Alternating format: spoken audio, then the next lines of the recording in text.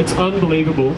In 2017, the Liberal Party of Victoria are voting against Action on Climate Change.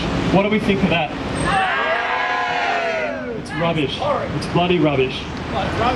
So last week, the Victorian government's attempts to pass legislation that would strengthen the state climate change laws were voted against in the upper house by Mary Wooldridge and the whole Liberal Party and National Party coalition. Rubbish!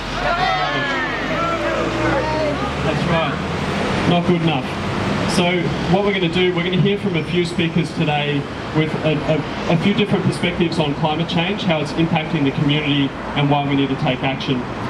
And not only is the Liberal Party voting against climate action, they have voted in the last few months against a fair price for solar power. And they've also pledged to scrap the very popular renewable energy target for Victoria.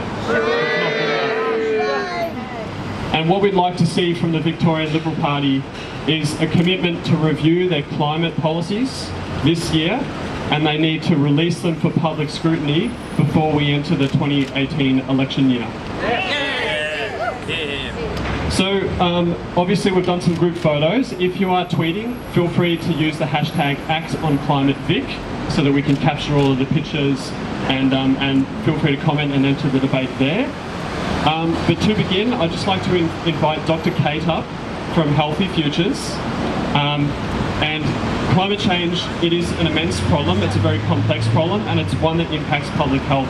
So just to give you a little bit of background information about the impacts on public health, let's welcome Kate.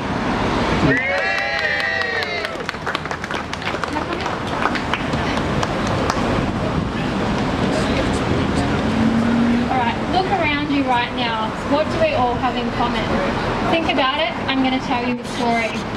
My aunt was my idol. She was diagnosed with breast cancer in 2004. She was in remission until 2015, and she died in 2016. She had a big house, a plethora of friends, a great dinner party, successful career, and a close-knit family with whom she travelled the world. She was worldly, brave, animated, intelligent, and infinitely generous. Some people launch into a bucket list when faced with a death sentence. My auntie looked death in the face and said, "F you," and continued on with life as if she had not been robbed of her health.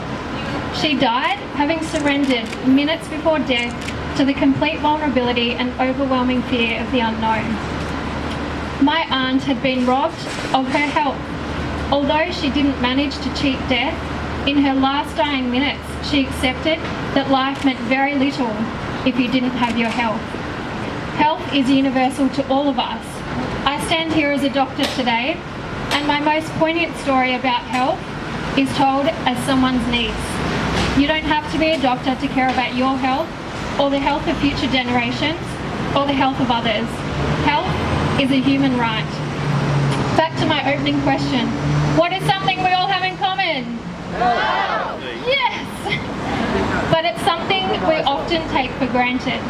The Coalition have taken our health for granted when they voted to block the Victorian Climate Change Bill 2016, because climate change affects the health of humanity. As per The Lancet, one of the most renowned medical journals across the world, climate change is the greatest threat of our time. Climate change is already killing the young, the infirm and the elderly through more intense heat waves, floods, drought and more frequent and intense storms. Closer to home last month in New South Wales and Queensland, they saw a record heat wave and resultant bushfires. The 2015 Christmas Day bushfires in Wye River saw 116 homes destroyed, and we will always have memories of the Black Saturday tragedy. Recently, the emergency department was flooded by patients hit by thunderstorm asthma, an epidemic. We could barely handle the influx of patients. To prevent these events from becoming all too familiar, we need uniform support for action on climate change in Parliament. On the 9th of February, we sent an open letter to Mary Wooldridge, the Shadow Minister for Health, asking her party to support the Victorian Climate Change Bill. This letter was signed by 16 health organisations and 23 health experts. We even hand-delivered the letter to show her how much health meant to us. The bill was debated on Tuesday and it was voted on Thursday. The Coalition ignored our call for the protection of human health. They voted to block the bill. This is our health. This is a universal human right. We need the Coalition to step up and stop playing with lives. We need them to come to the table, valuing health, putting a set of policies that address climate change in place. Because people are dying as we speak. And they are dying because of decisions such as that made by the Coalition the other day. So if we don't have our health, we ain't got much. Let's get behind the fight and hold our politicians to account. Keep up the good work and cheers to good health.